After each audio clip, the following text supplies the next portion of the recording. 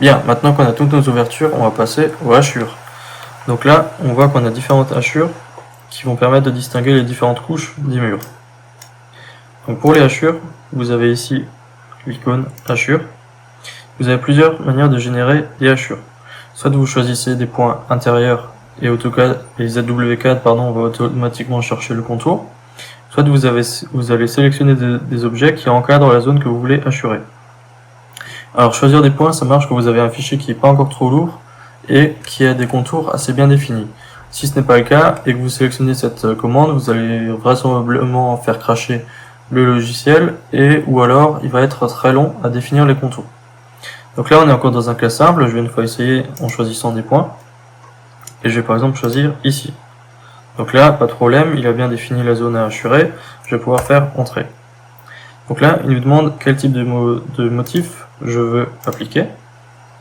Donc je vais par exemple choisir ce motif et la couleur.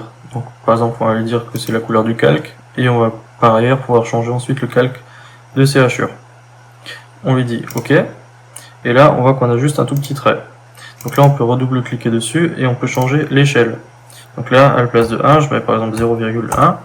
On va donc avoir 10 fois plus de traits. C'est toujours pas encore très rempli. Donc on va une fois mettre 0,2 et là on voit que c'est déjà beaucoup mieux. Par contre j'ai pas encore fait de calque hachure, donc je vais faire un calque qui s'appelle hachure et je vais par exemple le mettre en noir et par contre ces hachures là je vais leur donner directement, donc là je les mets dans le calque hachure et celle-ci par contre je veux qu'elle soit grise, donc on va faire une exception à la couleur du calque car ça symbolise ici le gros œuvre du mur.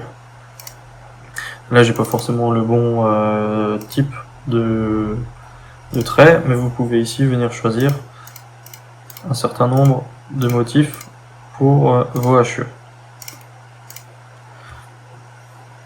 Ça c'est la première méthode en choisissant un point. Donc quand elle marche bien tant mieux, sinon il va falloir lui définir un contour. Pour ça je vais faire un nouveau calque que je vais appeler contour hachure. Je vais le mettre en jaune. Et par contre, ça va être un calque temporaire qui va me servir à définir le contour de mes hachures, mais je veux jamais qu'il soit imprimé. Donc pour être sûr, vous pouvez aller sur Tracer ici et vous cliquez l'imprimante. Comme ça, vous êtes sûr que même s'il est affiché à l'écran, il ne sera jamais imprimé, car c'est juste un calque de travail. Maintenant que je suis dans mon calque de contour hachure, je vais faire le contour de là où je veux hachurer. Donc, par exemple, je pars d'ici. Je m'accroche bien aux extrémités, j'arrive ici. Maintenant, je dois faire un arc de cercle. Donc là, vous pouvez tout simplement, comme vous le voyez dans la barre de commande en bas, taper A pour faire un arc. Vous tapez A, vous sélectionnez la fin de votre arc et vous voyez que une polyligne a bien suivi l'arc. Maintenant, on va repasser en ligne. Donc, vous tapez LI comme ligne. Attention, là aussi, il y a aussi LA comme largeur. Donc ici, il faut bien mettre les deux premières lettres, donc LI, et pas juste L. Vous tapez LI, vous faites entrer, vous venez ici. On continue notre cheminement, on a de nouveau un arc, on fait A, on arrive ici, on fait LI, et maintenant on veut fermer cette zone sur le premier point. Donc là vous pouvez faire CL comme chlore et entrer. Vous voyez donc que la polyligne s'est refermée sur le premier point, et là d'enfermer, il y a bien marqué oui. Il faut bien, quand vous voulez faire des hachures, que vous ayez fermé oui. Si vous avez fermé non, on voit qu'il n'y a pas le dernier segment. Et donc là, vous pouvez refaire oui. On va refaire des hachures. Cette fois-ci, on va faire ajout, sélectionner des objets. On va sélectionner ce contour qu'on vient de faire. On fait entrer. On peut faire OK. Maintenant, il y a une commande très intéressante qui permet de copier des propriétés. Donc vous allez par exemple sur ces hachures, vous faites le pinceau, copier les propriétés, et vous cliquez vos hachures ici. Vous avez maintenant les mêmes types de hachures ici que là, sans avoir à rechanger tous les paramètres de motif, d'échelle et de calque. On continue de la même manière, le restant des hachures. Donc pour gagner du temps, je vais essayer de choisir des points, pardon. OK, et je peux prendre ces hachures, les copier et les transposer ici. Voilà pour les hachures intérieures. On va faire la même chose par exemple avec l'isolant. Donc si ça marche, on va essayer de gagner du temps en choisissant des objets. Vous voyez ici qu'il y a des problèmes à définir un contour fermé. Donc là je vais devoir refaire échappe pour annuler et refaire une polyligne pour définir la zone de mes hachures.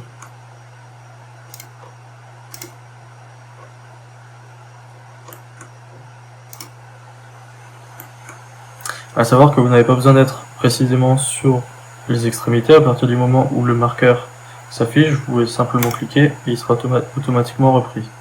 Là j'arrive au bout, je fais CL pour clore. Je vais faire de même pour toutes mes hachures, de manière à simplifier la chose.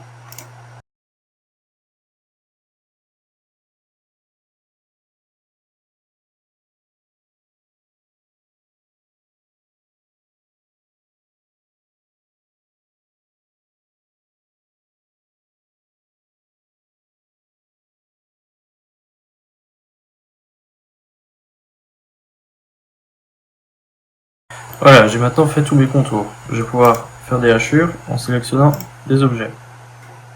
Par exemple, ici, je fais Entrée et je vais sélectionner un calque qui ressemble à ce que j'avais pris pour mon isolant. J'avais un losange, je vais par exemple sélectionner celui-ci. Je fais OK. Et encore une fois, je viens choisir son échelle et sa couleur.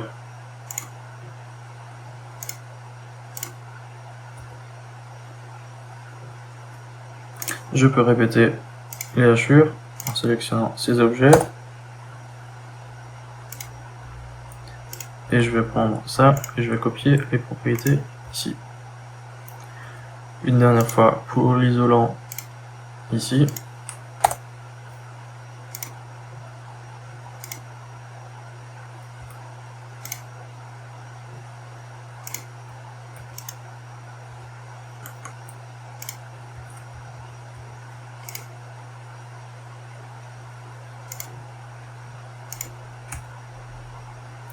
Voilà, on peut faire la même chose encore pour le crépi à l'extérieur, mais vous avez compris le principe.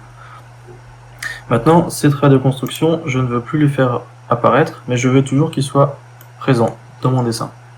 Je vais donc pouvoir, ici, dans Contour Hachure, les éteindre. Par contre, je ne peux pas car le calque courant est actif. Donc il faut d'abord que je me mette sur un autre calque comme courant. Et mon contour hachure, maintenant vous voyez qu'il est inactif. Donc on ne voit plus les traits jaunes. Par contre, si je veux les retrouver, j'ai juste encore à activer ici et ils sont de nouveau présents. Donc je peux de nouveau les éteindre. Dans tous les cas, ils ne seront pas imprimés même si jamais ils sont actifs.